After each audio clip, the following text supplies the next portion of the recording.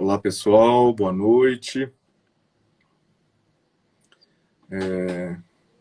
Então, nós da Focalização Brasil iniciamos hoje uma série de lives sobre focalização e a psicoterapia orientada pela focalização, né? Principalmente lives sobre um contexto acadêmico.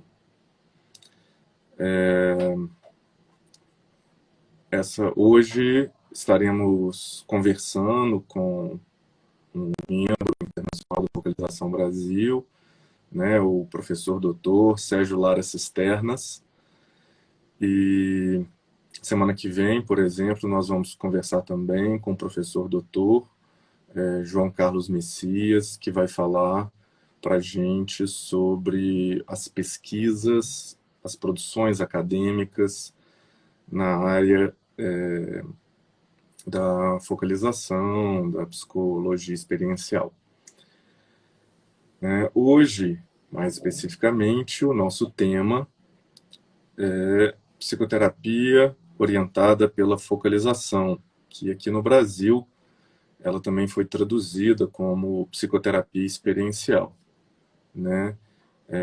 Marion Hendricks Gendlin, ela esclarece, né, que houve uma série de reflexões sobre qual que seria a melhor denominação para a aplicação da focalização no contexto da psicoterapia. E eles chegaram a pensar em focusing therapy, experiential psychotherapy, focusing, experiential psychotherapy, focusing oriented psychotherapy ou experiential focusing psychotherapy, né? E muitos ficaram a favor da psicoterapia experiencial, porém, Almaher, em 1978, já havia publicado um guia completo sobre psicoterapia experiencial, né, o que impedia, então, o Gendlin de utilizar essa denominação para a sua psicoterapia.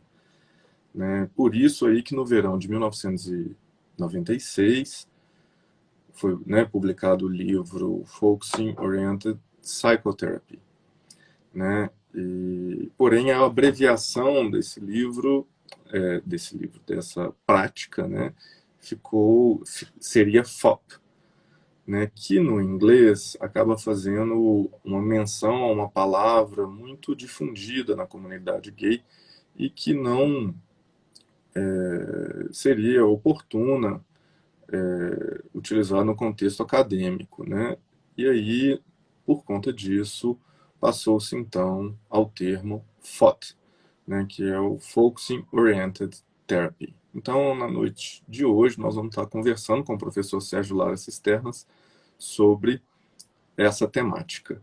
E estou aguardando ele aceitar aqui o convite para poder entrar. Vou enviar para ele novamente o convite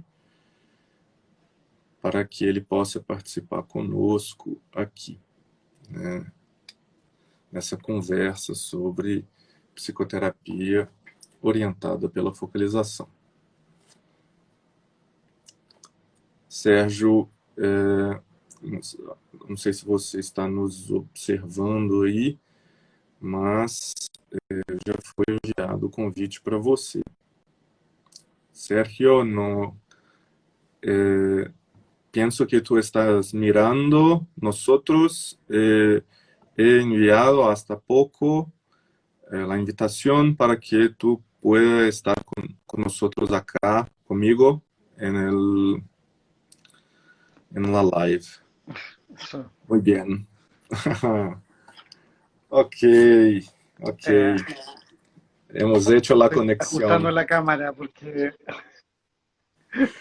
estoy un poco estrecho, pero bueno, déjame ver si Sí, sí. se escucha bien o no. É muy estrecho, né?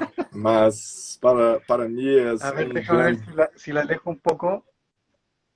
Como? Puede Un repetir? momento, déjame ver si...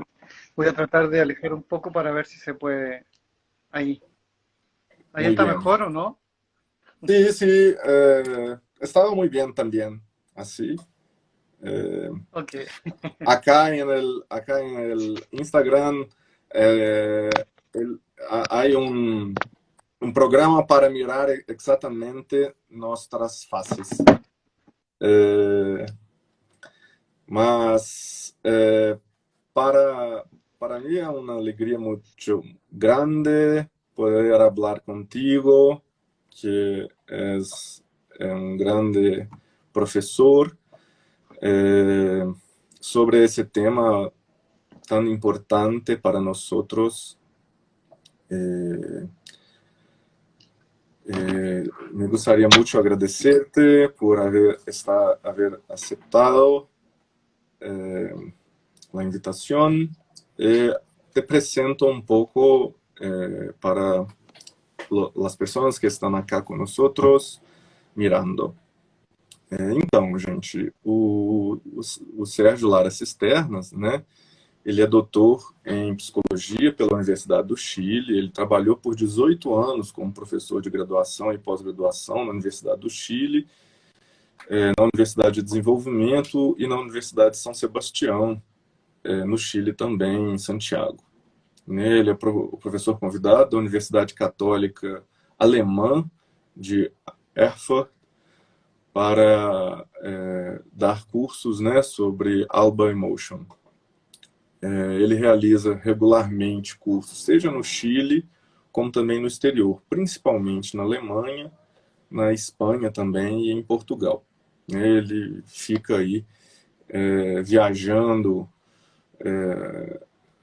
Europa, América do Sul com uma frequência muito grande. Inclusive, muito difícil encontrar com ele uma data aí para que ele pudesse estar conosco, né? Ele vai estar conosco aqui, se tudo correr bem, no próximo junho, né? Na nossa escola de inverno, uma escola que a gente vai fazer presencial aqui em Belo Horizonte, pela Focalização Brasil. Ele é instrutor também de meditação, de Wushu, né, e outras disciplinas contemplativas. Ele é focusing trainer e também terapeuta com orientação pelo focusing, né, pela focalização.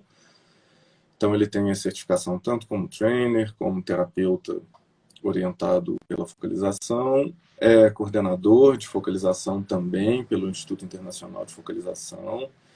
E desde 2015, se não me engano, né, acho que na realidade ele já está lá desde 2017, desde 2015 ele é diretor do International Leadership Council, que seria um conselho de liderança e de organização do próprio Instituto Internacional de Focalização. Ele já está lá há um bom tempo, né, nos auxiliando aí pelo Instituto Internacional a levar a focalização para todas as pessoas. Né? Então, Sérgio, deixa eu só dar mais uma informação aqui, para que a gente não tenha que parar muito a nossa conversa para a tradução. É claro que em alguns momentos eu vou tentar traduzir. Ela vai ser disponibilizada também no YouTube, e lá no YouTube existe uma possibilidade de criação de legendas automática, né? E só clicar no ícone legendas e em seguida clicar no ícone de uma engrenagem no item legendas e depois legendas automáticas e tradução automática para o português. Então, quem quiser depois vai poder assistir novamente, e esse vídeo vai estar disponibilizado lá no YouTube. Bom,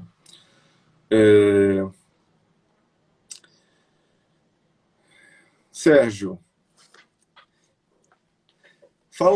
conte para nós um pouquinho, né, da sua experiência com a focalização.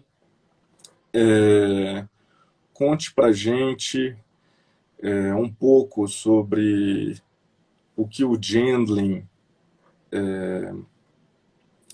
as pesquisas do Gendlin em relação à psicoterapia orientada pela focalização, né? Eu gostaria de poder ouvir um pouquinho da sua experiência, o que mudou para você, né, o que ha cambiado para ti, haber conocido la focalización, podido utilizarla en la psicoterapia. ¿Se puede hablar para nosotros un poco sobre eso? Eh, También después un poco sobre las aplicaciones de la focalización, la efectividad de la focalización, también un poco de las investigaciones de Gendling sobre la efectividad de la focalización. Eh, te, eh, Me gustaría mucho también pedirte para hablar muy tranquilo para que las personas que están mirando puedan comprender un poco lo que dices. Eh, Ahora habla un poco para nosotros sobre tu experiencia con la focalización, cuando ha conocido Gendling, cómo que te ha tocado, lo que ha cambiado en tu vida con la focalización, por favor. Muchas gracias, Guillermo. Eh, Aprecio mucho tus palabras. Voy a tener que hablar como colombiano porque los chilenos hablamos súper rápido. Entonces voy a tener que hablar como colombiano para que me puedan entender bien. Bueno, eh, quiero contar primero que yo conocí a Eugene Gendlin en el año 2000 en un congreso en Anaheim, California, donde se reunieron más de 6.000 y tantos psicólogos y psiquiatras en Anaheim para el fin del milenio. Fue un congreso organizado por el Instituto Milton Erickson. Y yo tenía interés en conocer a Eugene Gendlin y conversar con él. Entonces, a la primera sesión que asistí fue una demostración de focusing. Y yo terminó la demostración y yo dije, o no entiendo nada, o mi inglés es muy malo, pero Gendlin no hizo focusing. Entonces estaba muy confundido y dije, ay, venir acá a Estados Unidos a escuchar algo que no entiendo y que estaba muy confundido. Y la tercera persona que le hace una pregunta era una psicóloga rogeriana y le dice, Mr. Gendlin, ¿por qué usted no hizo focusing? Entonces dije, ya, ok, no hizo focusing. Y, y la demostración de focusing no hizo focusing. Entonces él respondió lo siguiente, dijo, mire, yo me di cuenta que mi paciente, la cliente que estaba acá, no quería hacer focusing. Entonces no le hice focusing y solamente la acompañé. Y yo dije, esto es lo que yo quiero hacer. Esto es lo que yo quiero. Algo que vaya más allá de una técnica y un método que mire al ser humano y a la persona. Y a mí me impactó mucho eso porque yo estuve buscando en muchas orientaciones, psicoanálisis, cognitivo-conductual, sistémica, bioenergética, gestalt. Hice todas esas formaciones porque era muy inseguro. Y en la que no entendía mucho era la línea experiencial. Todavía no lograba entender todo el sentido. Entonces mi primera experiencia fue constatar que en esta línea lo más importante era prestar atención al ser humano, por sobre todo. Y, y ahí yo lo fui entendiendo que lo más importante tiene que ver con el encuentro entre dos personas, de lo que Martin Buber, por ejemplo, señala mucho en la línea existencialista, que el encuentro se da entre dos seres humanos, que es lo más importante. Bueno, ahí yo tuve una entrevista con Gendlin después de bastante, donde le hablé de algún acercamiento mío con algunas técnicas emocionales. Y lo que yo más me gustó de Gendlin fue su cercanía, su amabilidad, su sinceridad y su sencillez. Era muy sencillo. Eso me instó y me invitó a seguir yendo y me estuve formando con Gendlin, Merin Hendricks y otras personas más, yendo a Nueva York, a Estados Unidos, por bastante tiempo.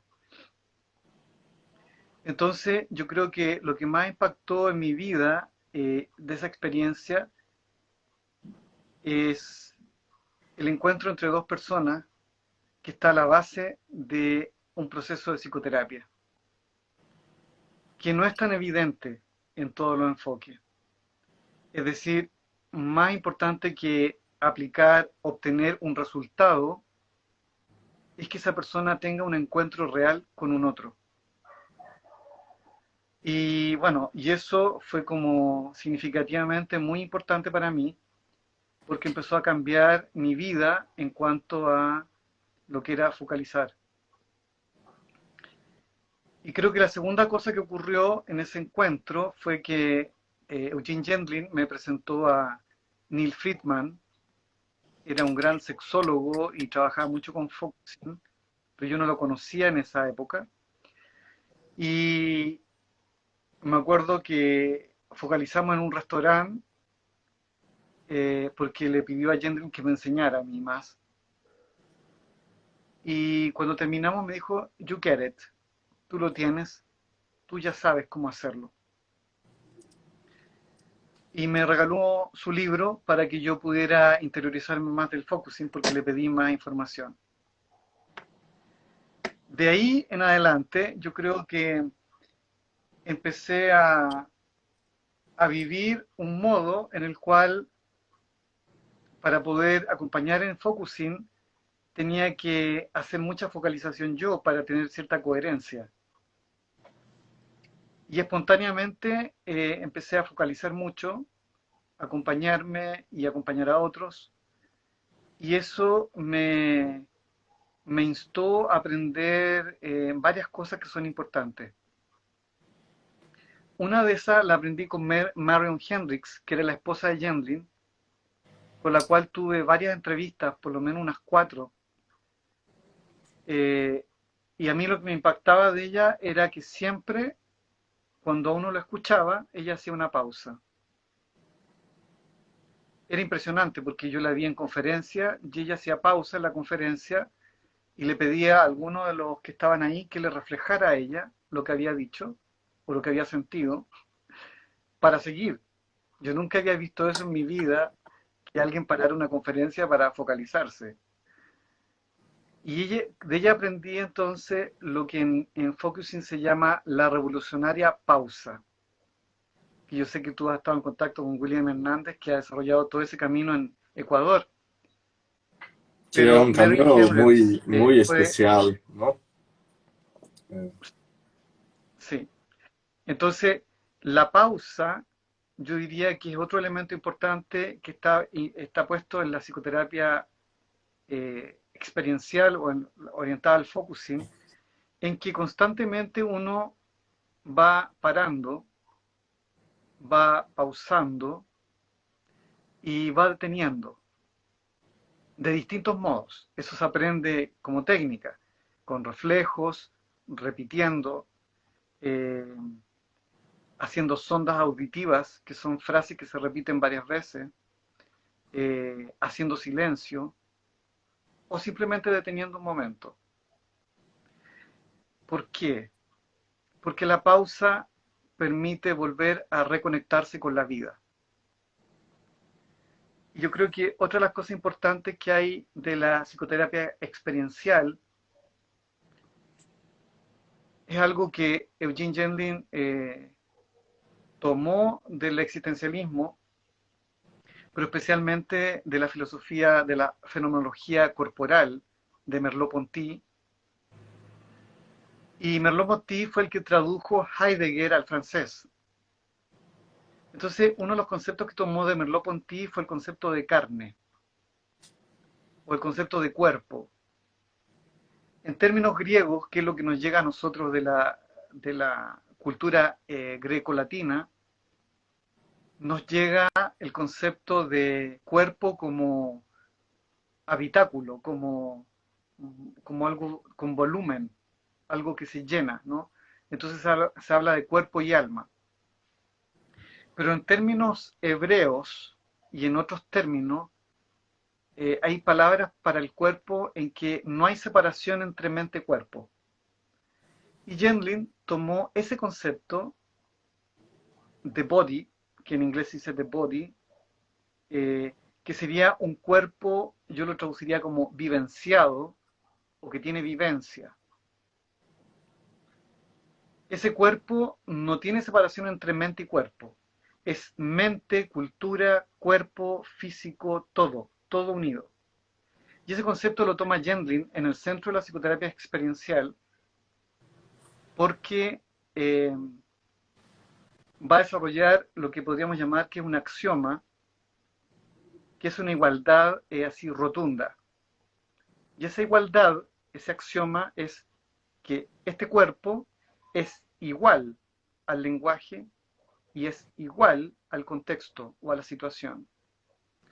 Ese axioma lo desarrolla Gendlin y es muy importante porque a mi modo de ver tiene que ver con la vivencia.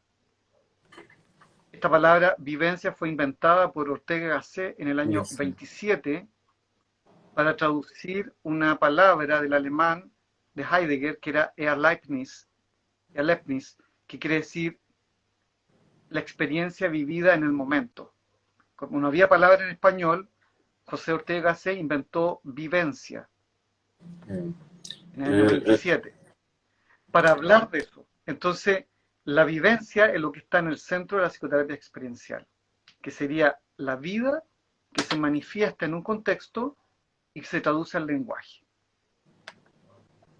é que está no presente, porque En el muitas presente inmediato. vezes a utilização de experiência vivida ou vivido é o participio passado e remete sempre a algo do passado e com a palavra de Ortega y Gasset nos ajuda a mirar e verificar exatamente a condição de presente dessa palavra tão importante, não?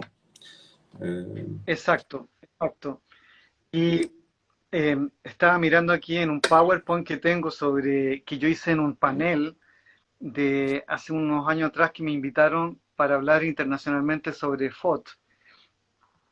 Y yo recordaba que se reconocen 3 contribuciones de Gendlin a la psicoterapia experiencial.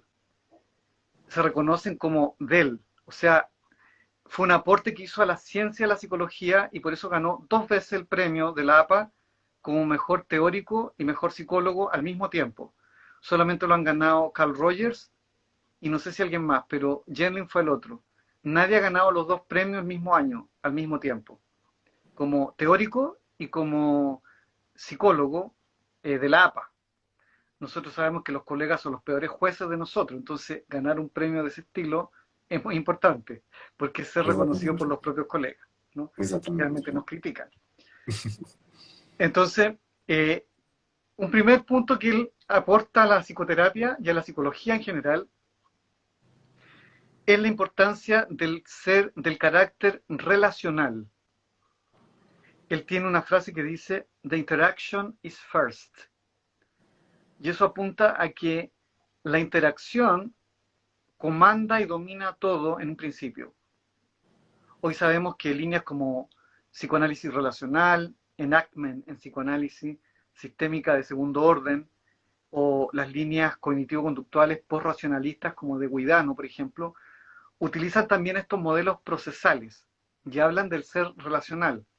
Pero Gendlin lo mencionó en los años 60 y está basado un poco en algunas premisas de Heidegger sobre ser en el mundo, que implica también lo cultural o el ser con, que son palabras que apuntan a que el ser humano no solamente es mente o cognición o cuerpo o emoción, es todo esto mezclado. Merleau-Ponty habla de cultura y de antropología. Heidegger lo menciona como mundo y José Ortega C. lo menciona como la vida. Pero en todo apunta a que es el ser humano en relación con esto que vamos creando, que son nuestros propios constructos que genera un mundo. Y que para Ortega, o sea, para Merleau-Ponty, se manifiesta en la cultura y en la antropología, ¿no? Entonces, este carácter relacional apunta a lo siguiente. Cualquier cambio que se produzca a nivel corporal va a afectar el mundo y la cultura. Cualquier cambio que se produzca a nivel corporal puede afectar el lenguaje.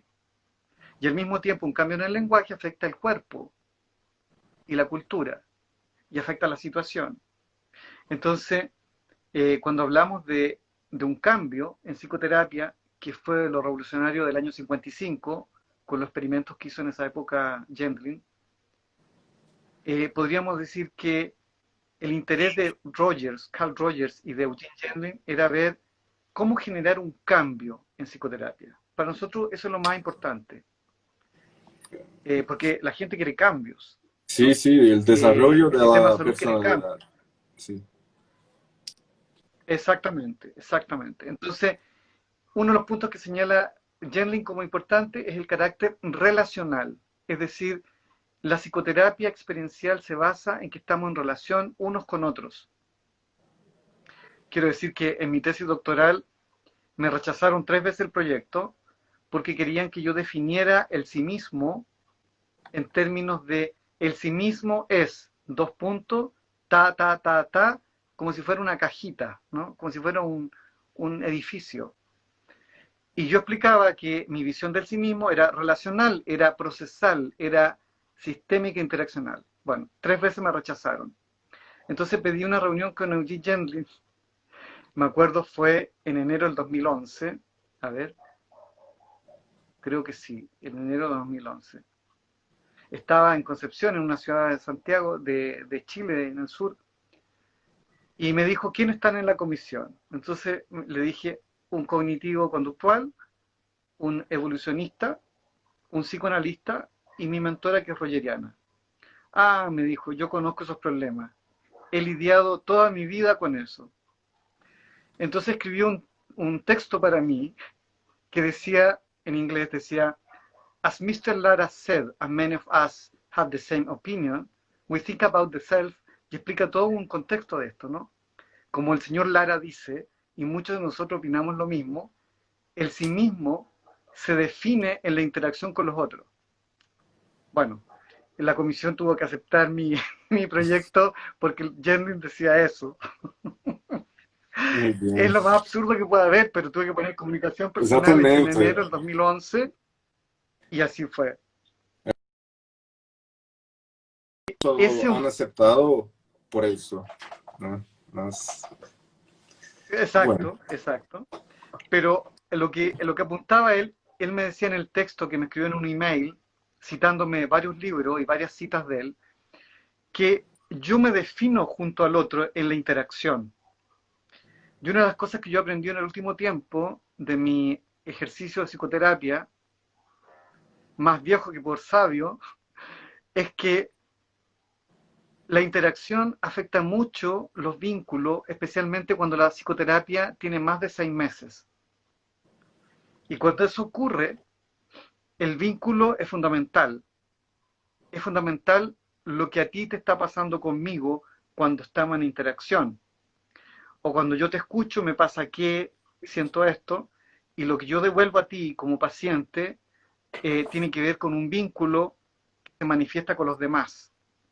Entonces, el carácter relacional, donde la interacción es primero, es muy cuidadosamente, se debe cuidar mucho cuando la terapia avanza, porque todo lo que se va diciendo en psicoterapia puede afectar el modo de relacionarse de la otra persona.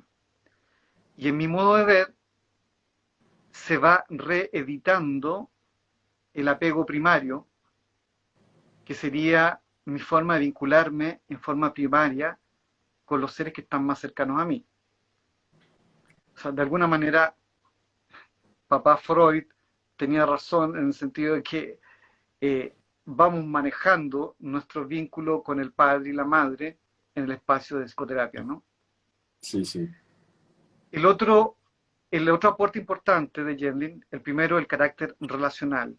El otro aporte importante es el proceso de vida sintiente que no está reducido a contenidos, sino que son procesos de sensaciones y sentimientos que se manifiestan a través de la sensación sentida.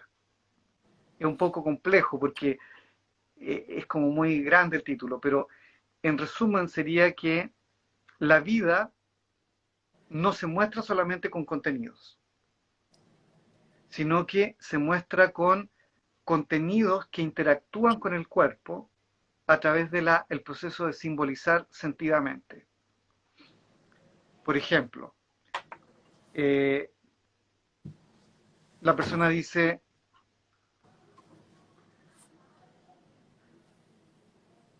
tuve una conversación con mi madre y quedé angustiada. Ok, yo le digo, ah, tuviste una conversación con tu madre y algo en ti se está sintiendo angustiada. Sí, dice, y no sé por qué.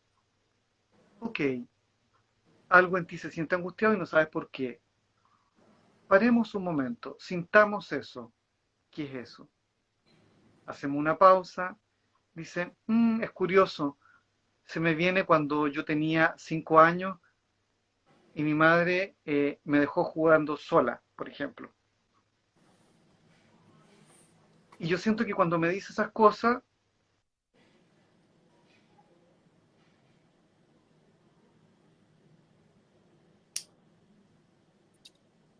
eh, sí, sí, conectó, estamos sí, estábamos escuchándote. perdiendo corriente. Bueno, Sí, entonces el terapeuta le vuelve a reflejar y algo se empieza a decantar. Entonces, vuelvo a repetirle cómo se siente esa angustia, el contenido de la angustia en interacción con el proceso de vida. Y dice, no, no se siente igual, no es angustia, es como deseos de decirle que me acompañe. Ah, entonces el nuevo concepto es que en el fondo, en tu relación con tu madre, surge el deseo de que realmente te acompañe y no sentirte sola. Sí, eso es. Entonces, en ese proceso terapéutico, va llegando el concepto necesario para entender cómo lo estoy viviendo ese concepto. Y ese es un sí, aporte de Gendlin en el sentido de desarrollar una epistemología corporal, que es muy sí. importante. È Se me una, borró la pantalla. Sí, escucho. la psicoterapia orientada por la focalización realmente nos ayuda a ver una delicadeza, una capacidad de destreza, de conseguir captar eh, los pequeños señales que nos ayudan a verificar que el vivido o la vivencia es un poco una otra cosa que no exactamente lo que muchas veces pensamos racionalmente, ¿no? Eh, es una capacidad de ayudarnos a escuchar los pequeños señales del cuerpo que nos ayudan a llegar más en un significado más preciso de lo que exactamente estamos viviendo. Eso es fenomenal, ¿no? Exactamente, exactamente. Y podríamos decir que es el tercer punto que agregaríamos de Gendlin, que sería lo que esto desarrolla es una epistemología corporal, es un nuevo modo de hacer conceptos, un nuevo modo de crear imágenes. Y es que el cuerpo la sienta, la viva y la la chequee. Eso es fundamental. Y es un principio muy fenomenológico porque, de algún modo, como diría Husserl, el padre de la fenomenología, es necesario volver a las cosas mismas. Es decir, dejar las preconcepciones de los conceptos que tenemos dados para ver qué significa para mí ahora eso. Muchas veces pasa, por ejemplo, y a mí me ha pasado con muchos pacientes, que por ejemplo dicen, sí, lo que pasa es que yo soy agresivo. Entonces yo le digo, a ver, o sea, hay algo en ti que está sintiendo o que se siente agresivo. Sí, siempre me lo dijeron a mí, mi familia, mis padres y mis amigos. Entonces la pregunta que viene ahora es, ¿y tú qué dices ahora de ti mismo? ¿Eres agresivo? No, me dice, no soy agresivo. Ah, ok. Entonces ahí teníamos un concepto histórico que fue una etiqueta que le pusieron los padres, amigos y otros, y todos creen que es esa etiqueta, pero eso ya cambió. Entonces en psicoterapia muchas veces vamos reactualizando nuestros propios Com- conocimientos de nosotros mismos y nuestro propio sí mismo. Y eso se Nossas hace en la etiquetas, nossos narración con el rótulos. terapeuta. Sim. Exactamente, exactamente. Y que muchas veces en el colegio los ponen mucho, el tonto, el que sabe, el habiloso, el qué sé yo. El Entonces, bullying. muchas etiquetas nos liquidan. Sí, sí. Sí, Me recuerdo como si fuese hoy un cliente que he conocido en hospital que tenía esquizofrenia, sus delirios, en sus principalmente alucinaciones auditivas, escuchaba a los compañeros de clase llamando él de nombres, nombres que no eran buenos, digamos así. Él se recordaba, eso es muy común, muy, eh, muy destructivo. Nosotros no tenemos cuenta cómo esos momentos en la escuela son destructivos muchas veces. Tener una posibilidad de hacer un cambio y de poder refletir sobre eso en una forma experiencial que es muy diferente de simplemente refletir sobre eso en una forma racional. Sobre eso, Sergio, me gustaría invitarte para eh, pararnos un poco acá, en ese punto. Eh, la situación, eh, por ejemplo, podríamos hablar un poco sobre las investigaciones de Gendlin y cómo la diferencia de una persona que habla sobre lo que pasa con ella y la persona que habla viviendo lo que se pasa con ella.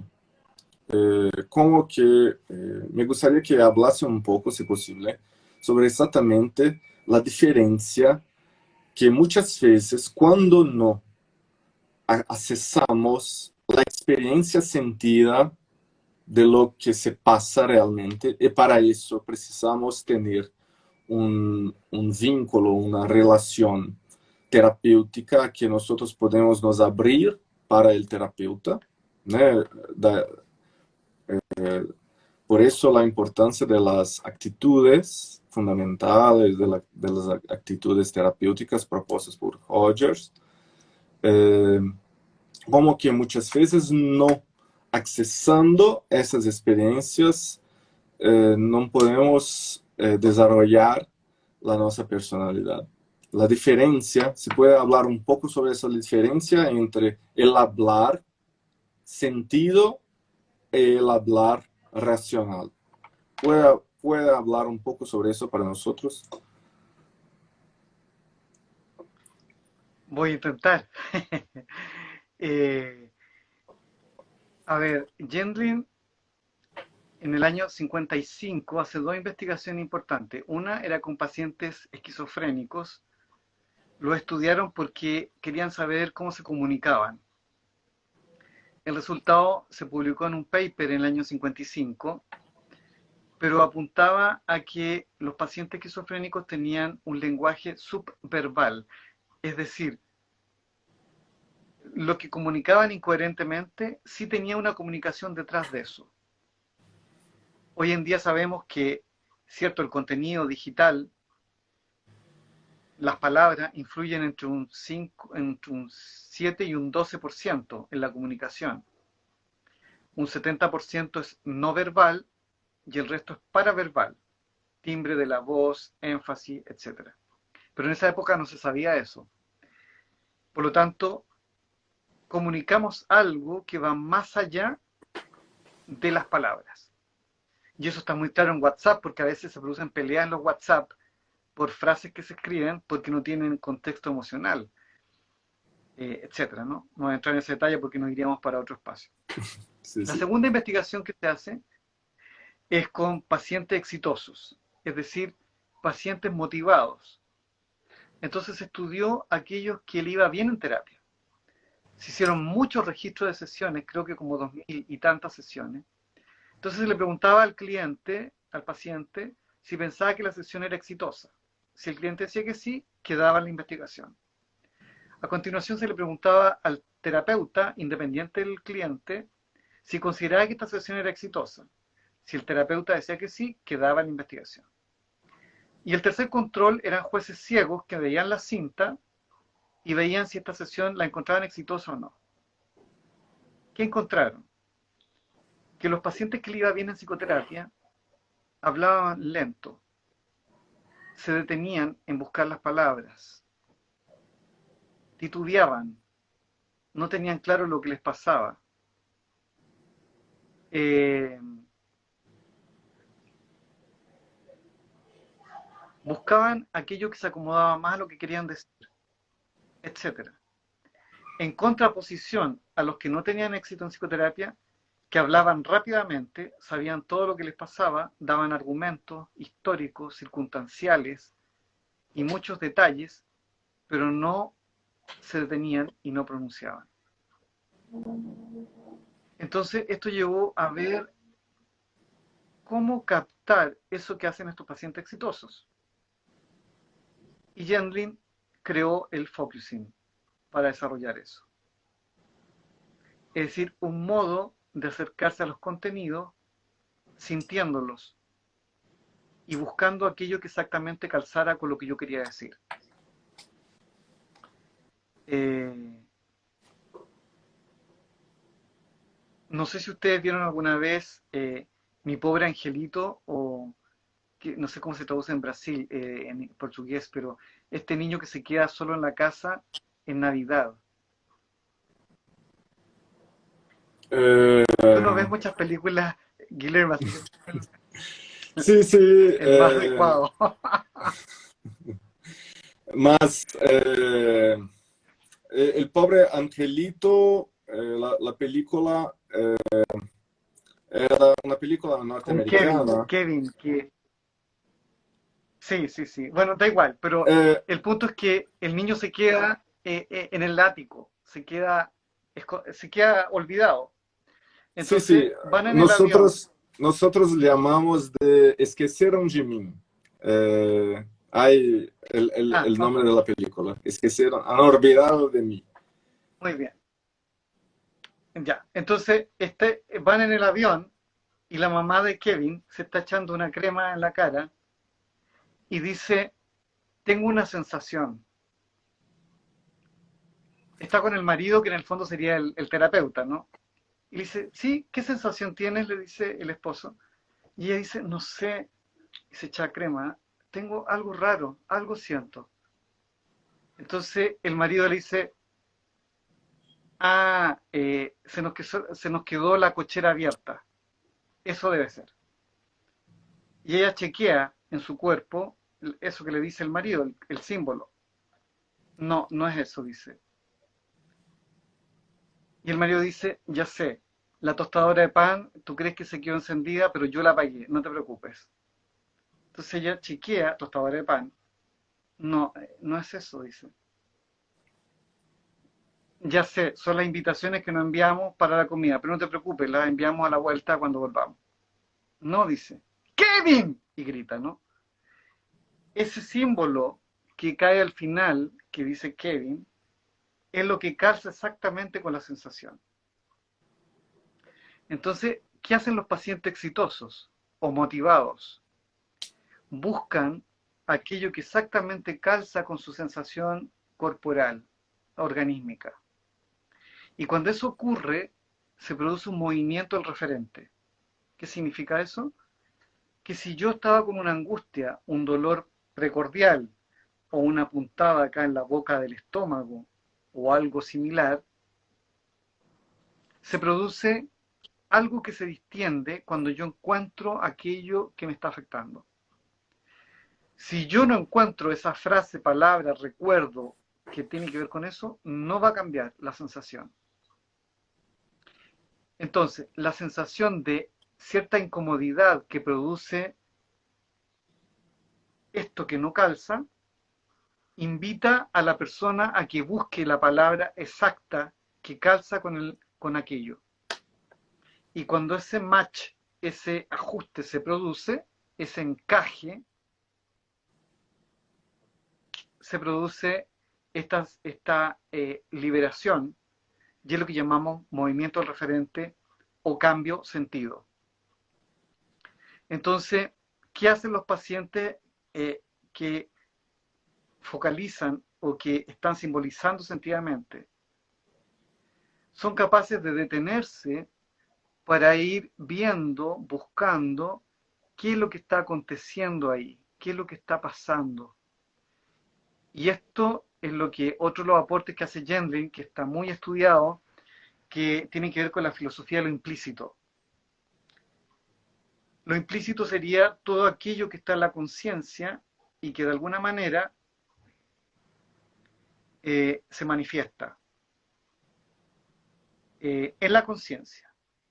Para Gendlin no es que no exista el inconsciente, pero para Gendlin no es un tema el inconsciente.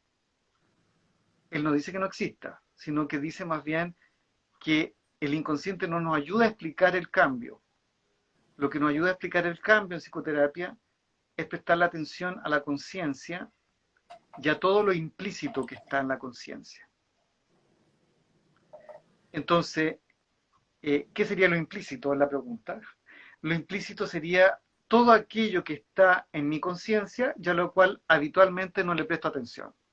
Por ejemplo, la temperatura en la que estamos ahora, los ruidos que hay afuera del lugar donde estemos, qué sé yo, algún ruido especial, la textura de mi ropa sobre mi piel, la humedad que sienta o no, etc. Y junto con esas cosas, muchos otros elementos que vienen, recuerdos, pensamientos y cosas. O sea, todo el mundo de lo implícito es como la riqueza a la cual, cuando estamos con el terapeuta, que me permite detenerme, me permite prestar la atención a ese mundo. Y en lo implícito están las respuestas, las soluciones, las medidas, las consecuencias, todo. Entonces, habitualmente cuando una persona viene entre dos alternativas, como suele ocurrir, por ejemplo, ¿qué hago? ¿Me voy o no me voy? ¿Me quedo o no me quedo? ¿Me separo o no me separo? ¿Tomo este postítulo o tomo el otro? ¿Hago el doctorado o no? Siempre estamos en binario, dos cosas. El terapeuta no le puede decir cuál es lo que tiene que hacer, tiene que hacerlo cada uno. Pero el terapeuta sí puede permitirle que se detenga un momento y al hacer la pausa y detenerse, prestarle atención a todo lo implícito que está en el ámbito. Y de repente surgen las cosas nuevas. Esto es lo que Gendlin llama pensamiento en zig-zag. Simbolizo, chequeo en mi cuerpo. No calza, vuelvo a simbolizar, busco otro símbolo, chequeo en mi cuerpo. Busco hasta que llego y digo, sí, eso es lo que me ayuda, eso es lo que necesitaba, etc. Si es que no se produce ese ajá o ese como alivio, todavía falta camino para llegar.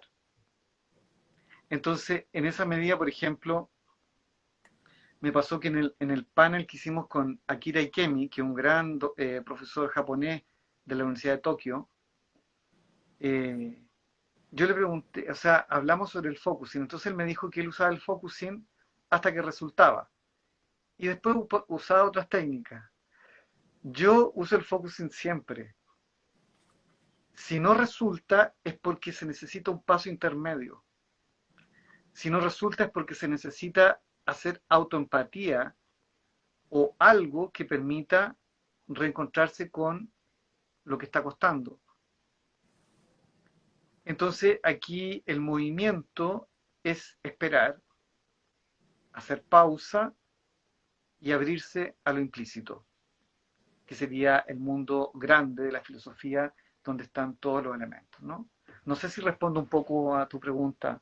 Sí, sí, responde maravillosamente. Eh, Sergio, ¿puede hablar un poco para nosotros también sobre las aplicaciones de la que tú haces en la psicoterapia con el focusing? Eh, ¿Cómo tú miras esas aplicaciones? Si para ti ayudan mucho, por ejemplo, con sueños. Eh, como, o por ejemplo, um, background feelings o dolores crónicos, cómo mira esas ayudas en las situaciones más específicas de los procesos, o también en adicciones. Eh, en cuáles contextos tú ha utilizado para ti son interesantes, por ejemplo, la utilización de la Mira, focalización? yo, sí, como fui profesor en la Universidad de Psicoterapia Experiencial, eh, en la Universidad del Desarrollo, donde también estuve en el sur más de 15 años, yo era tutor y mentor de psicoterapia y de psicólogos que estaban en proceso de psicoterapia. Entonces, en el grupo que estábamos, que generalmente por año eran como 9 o 10 personas que aplicaban psicoterapia, yo tenía reunión con ellos todas las semanas, por lo menos 8 horas, y trabajábamos mucho en el contexto de supervisión y todo. Vimos muchos casos y la verdad es que yo iría separando algunas cosas. Primero, para mí el focusing ayuda mucho, sobre todo en la primera parte, despejando un espacio en las primeras sesiones. ¿En qué? Que ayuda a describir los temas que trae la persona, los diversos temas. Porque a veces la persona lo tiene en claro, otras veces no, otras veces están confundidos, otras veces creen que lo que le pasa es otra cosa, etcétera, ¿no? Entonces, cuando el terapeuta interactúa con el cliente, el paciente, y permite mirar lo que está pasando, un tema 2, tema 3, tema 4, tema 5, se logra ordenar y organizar el caos.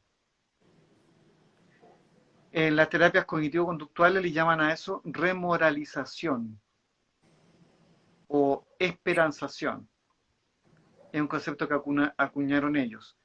Pero lo podríamos decir que generalmente en las primeras 4 sesiones, más o menos, entre la 1 y la 4 sesión, cuando el terapeuta le devuelve y le hace la devolución, al paciente o cliente se lo ordena y se lo organiza todo, y Uhum, de alguna manera eso provoca un primer cambio o alivio. uhum. Eso está estudiado, está investigado, está puesto en paper, ¿no? Es decir, hay un primer cambio en psicoterapia que se produce en las primeras sesiones, que es cuando el paciente logra entender lo que le está pasando, incluso dice, hoy me siento mejor. Uno sabe que es imposible que en 3 sesiones se vayan los síntomas, pero esa sensación de mejoría es real porque corresponde a una sensación de comprender que no está loco, saber que tiene posibilidades o por lo menos tener una esperanza, ¿no? Es el primer cambio. Eh, entonces, por ejemplo, el focusing sería como despejando un espacio. Basta con hacer eso para poder hacer esa primera parte. Es decir, con el primer paso del focusing solamente. Otras cosas que ayuda mucho es en el contexto de la conversación psicoterapéutica, donde yo constantemente voy reflejando lo que voy escuchando en forma permanente. Yo lo digo que es como un ping-pong, porque hay que reflejar todo, pero no de cualquier modo. Hay que reflejar todo en dirección a la vida. Y eso hay que aprender a hacer. Entonces, eso implica una capacitación, porque, por ejemplo, si la persona dice, soy un imbécil, eso es muy fuerte. Entonces el terapeuta no le puede decir, ah, eres un imbécil, que sería el reflejo rogeriano. O sea, el reflejo debería ser, eres un imbécil, si quisiéramos decirlo eh, en términos de Rogers. Entonces, si le decimos, no, no eres imbécil, o lo negamos, no estamos empatizando. Entonces, por ejemplo, ahí la técnica sería decir, ah, parece que una parte de ti está sintiendo que eres imbécil. Entonces, ese modo de decirlo hace que yo recontextualice lo que está pasando, le devuelva lo que está diciendo y sintiendo, pero al mismo tiempo lo ponga en un contexto real. Y ese Que hace contexto una real, disociación de, de toda la unidad que la persona piensa que es ella. Tú haces una especie de disociación entre lo que es ella y lo que es un aspecto más que suyo. disociación, sí, sí, pero más que disociación yo diría que es una desidentificación. Desidentificación. En un principio se identificaba la persona con algo y lo que yo hago es que no se identifique más con eso, sino que lo ponga en un contexto amplio. Es una desidentificación, o sea, es dejar de identificarse con el problema, lo malo, etcétera, etcétera. En ese contexto yo eso lo llamo reencuadre experiencial, es el nombre que Sí. yo le doy. Solo Anne para, Weiser tiene mucho de eso que trabaja. só, solo para precisar, Sí, sí, una desidentificación del problema como la totalidad sobre mí. Né? Não que eu não tenho o problema, mas que o problema não é a minha totalidade, muitas vezes, não? exactamente, exactamente. Porque un terapeuta muy complaciente podría decir, no, no es para tanto, no eres así. Eso no es empatía. La empatía es decir, veo que estás resonando con esto, pero tenemos que ponerlo en el contexto. Entonces, una parte de ti que está sintiendo esto. ¿Entiendes? Esa es la empatía. Lo otro no es empatía, lo otro es como minimización. Es como bajarle el perfil. Los psicólogos tienen dos tendencias que son de formación de psicólogo. Una es a minimizar los problemas, como bajarle el perfil. Se ha estudiado esto, ¿eh? Y lo otro es preguntar mucho. Esas dos deformaciones son clásicas cuando uno está angustiado. O sea, mientras uno más angustia tiene y más inseguro, más preguntas va a hacer, preguntas muy clever, pero más preguntas, y va a bajarle el perfil. Sí, no es para tanto, mira, podría ser peor, creo que la Isso. sacaste fácil, eh, dentro de todo estás bien, etc. Todas esas cosas no es empatía. Es una pseudo empatía de minimizar las cosas, ¿no? Entonces, reflejando constantemente, mostrando lo que estaba aconteciendo y poniéndolo en el contexto de crecimiento y la línea hacia la vida, yo diría que es el otro gran aporte permanente en psicoterapia. Luego, cuando tenemos un diagnóstico ya más específico, yo he desarrollado algunos modelos en cuanto a trabajo con cuadros ansiosos, con cuadros depresivos y sobre todo con trastornos borderline o personalidad limítrofe, que es un contexto totalmente sui generis de trabajo. No tiene ninguna comparación con nada y a mi modo de ver, yo nunca me formaron en eso. Yo creo que tendría que pagarle a todos mis pacientes a los primeros 50 miles, porque hice un desastre con ellos. Y me doy cuenta ahora porque, o sea, a mí nunca me lo enseñaron. Y resulta que con los pacientes borderline no se puede actuar igual que con los otros pacientes. Entonces, eso es algo que hay que aprender. Y básicamente es muy largo de contar ahora porque necesitaríamos un seminario para eso, pero básicamente lo que se hace con ese tipo de paciente es acompañar, establecer un vínculo y desarrollar la empatía. Estoy resumiéndolo en 3 palabras, ¿no? No se puede Sí. confrontar, no se puede eh, enfrentar nada, no se le puede mostrar nada, etcétera. Un Eh, poco, es muy complicado. Eh, eh, bueno, y hay un trabajo muy importante, sí, perdón.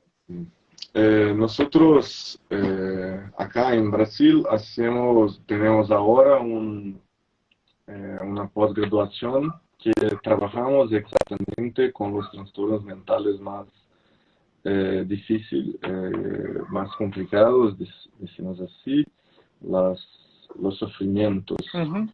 más complicados como borderline, utilizando las contribuciones de la fenomenología, de la psicología orientada, ¿no? De la psicoterapia orientada por el focusing.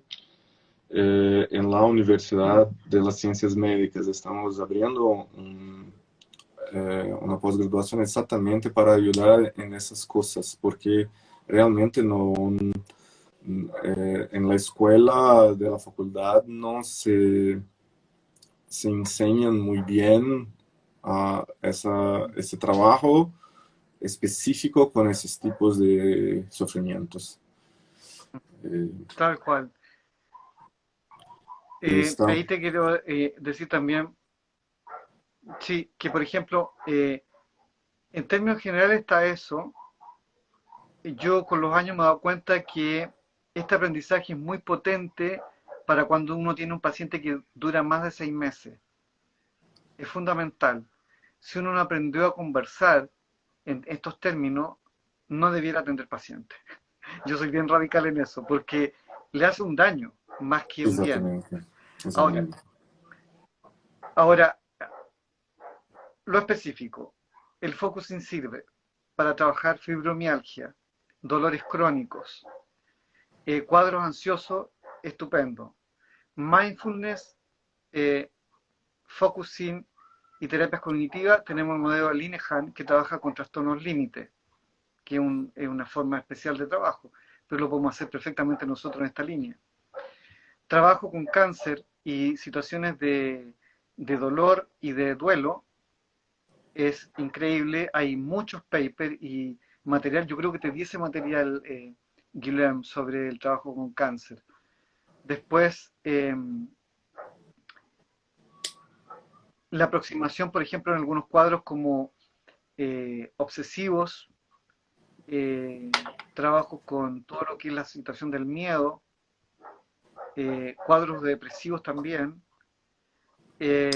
y eh, yo diría que también lo que ayuda mucho es lo que Mia Lisen, que es una doctora belga, utiliza y llama como microprocesos. Entonces muchas veces, por ejemplo, no es que uno tenga que hacer todo el focusing siempre, pero uno puede hacer una pregunta, puede hacer un pequeño paso, cualquiera de los pasos, una relación, un vínculo, y esos microprocesos gestionan todo. Entonces, esa es la aplicación del focusing completo y la aplicación de distintas partes del focusing o de alguna pregunta. Lo que sí es básico y que jamás cambia es que la pregunta apunta al proceso, no a los contextos.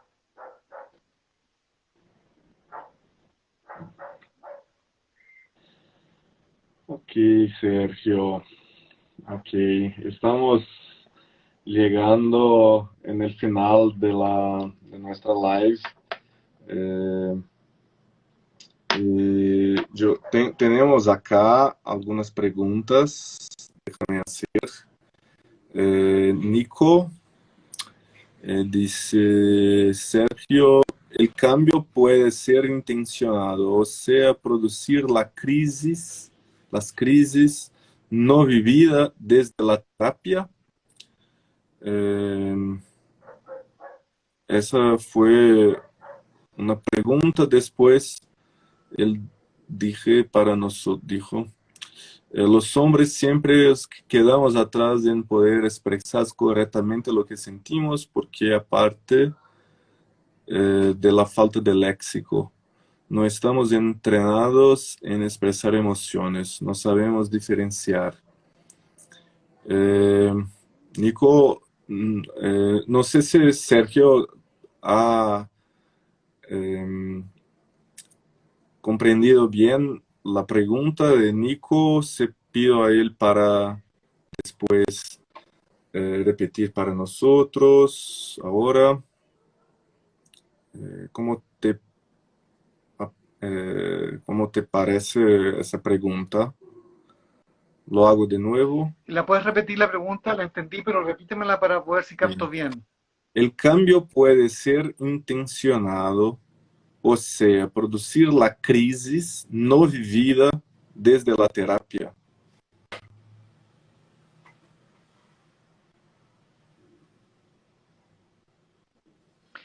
En la línea Yendlin, no. En la línea Yendlin, no. Más bien, uno permite lo que está ahí vivenciado. No es como gestáltico. La gestalt provoca las crisis y la catarsis para desarrollar algo. En la línea experiencial, el principio fundamental es del Tao, Wu Wei, no oposición. Eso quiere decir que no se presiona nada. Entonces, por ejemplo, en el caso de un trauma o una situación en la cual hay algo atorado, ¿qué se hace? Se espera, se acompaña, se va viendo lo que está implícito, sesión 1, 2, 3, 4, Eh, 5, se- 6, 7 y de repente solo se va a abrir. ¿Puede repetir, El por cambio va favor? a venir Porque, solo, no sí, sí. intencionado. ¿Puede repetir, por favor? Porque cuando estaba haciendo, se paró la imagen y también el Sí, sonido. claro. Sí, lo que decía es que en la línea de Gendlin no se intenciona el cambio surge solo, en forma espontánea, cuando yo le presto atención al modo implícito. Por lo tanto, puede haber una sesión, aparece un tema, otra sesión aparece otro, se habla de otro tema, aparece otro tema, y de repente solo aparece la situación. Eso me ha tocado muchas veces verlo, en que el principio que hay detrás es no oposición, Wu Wei, no oposición, es decir, no hay confrontación. La persona sola va a abrir aquello que tenga que abrir cuando sea el momento preciso. ¿Qué hace el terapeuta? Acompañar, brindar seguridad, establecer un lazo seguro, eh, yo diría como formar un objeto transicional, como diría en psicoanálisis, que sería aquello que me ayuda a avanzar, que sería, por ejemplo, situaciones de logro, de éxito o de compañía. Y cuando todo eso está armado, la persona sola, espontáneamente, va a abrir el proceso. Entonces el cambio se produce por que la persona le presta atención a lo implícito que está en su cuerpo, no porque está provocado desde fuera. Muy bien, muy bien. Ok, caro Y amigo. la otra pregunta, ¿cuál era? Sí. Déjame ver acá. Nico agradece la respuesta. Déjame ver si tiene... No, creo que solo esa pregunta que han hecho. Sí, sí. Sí, solo esa pregunta. Muy bien, Sergio. Me gustaría mucho agradecerte por ese momento especial, caro amigo. Para mí es siempre un placer estar contigo, poder cambiar, aprender sempre mucho. Muchas gracias. E para o pessoal que está nos Gracias a ti por acompanhando, tu invitación. Muchas gracias por la invitación. Y espero que nos podamos ver pronto, a pesar de toda esta situación de COVID en el mundo, y que exatamente, podamos... é um momento muito difícil com a Covid, não? Mas vamos encontrando possibilidades, não?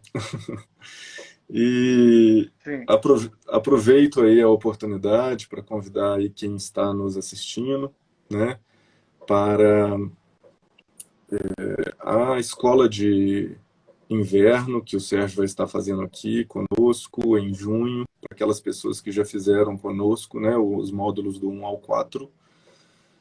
Para quem ainda não conhece a focalização, nós vamos estar lançando ainda nesse mês o nosso curso básico de focalização, do módulo 1 ao 4. Né? Basta vocês manifestarem a intenção de vocês no nosso site www.focalização.org/formação, no caso Formacal, né? Ali no nosso site, ou mesmo no link da bio, vocês conseguem informações sobre como manifestar a intenção de vocês em estar fazendo com a gente essas formações. Né? Aproveito também a oportunidade para convidar vocês para um curso mesmo de pós-graduação em psicoterapia humanista existencial, inspirada aí pela abordagem centrada na pessoa e pela focalização, né, que nós estamos abrindo na Faculdade de Ciências Médicas de Minas Gerais. É um curso online e que a gente vai também colocar informações no nosso no link, né, abaixo aí nas descrições, melhor dizendo, né? E queria mais uma vez, Sérgio, te agradecer muito por poder estar conosco, né, nesse momento, convidar todos aí para a semana que vem, quando vamos estar com o João Carlos Messias, né, que foi uma das pessoas que contribuiu para trazer a focalização aqui para o Brasil, que inclusive Sérgio conheceu nos Estados Unidos lá, né, o João Messias, né, Sérgio? E ele vai estar conosco na próxima semana, falando sobre as pesquisas com a psicologia experiencial, que inclusive ele também tem desenvolvido, porque ele ele coordena um grupo de pesquisa na Pontifícia Universidade Católica de Campinas, né, e que ele utiliza dos recursos aí da focalização nos processos de investigação dele. E também ele participa do comitê aí, internacional do Instituto sobre pesquisas. Então ele vai estar falando aí para a gente com muita propriedade, assim como o Sérgio, né, sobre um pouco mais sobre o processo acadêmico aí da focalização, né? Então é isso, pessoal. Muito obrigado pela presença de vocês. Foi um prazer, né? Estamos abrindo aqui com chave de ouro nossa série de lives ao longo desse mês. Nós vamos estar aqui também com William Hernandes, que é de Quito, Equador, em que ele trabalha com La Palsa, que é um trabalho da utilização da focalização, no caso das transformações sociais. Né? Ele utiliza nas comunidades o trabalho da focalização, um trabalho maravilhoso que ele vai estar falando para a gente ainda esse mês. Né? Nós vamos estar também com o Roberto Larias do México, que vai estar falando também sobre Whole Body Focusing, Whole Body Focusing. E então convido vocês a ficarem ligados aí no nosso perfil e também no nosso canal, agora que estamos criando no YouTube, para a gente fazer essas lives também por lá. Um grande abraço para vocês, uma boa noite. Sérgio, muchas gracias de nuevo. Um grande abraço, caro amigo. E uma boa noite aí para todos vocês. Tchau, tchau. Pronto nos veremos, sí. Hasta poco. Chao, Sergio. Hasta pronto. Chao, chao. Chao.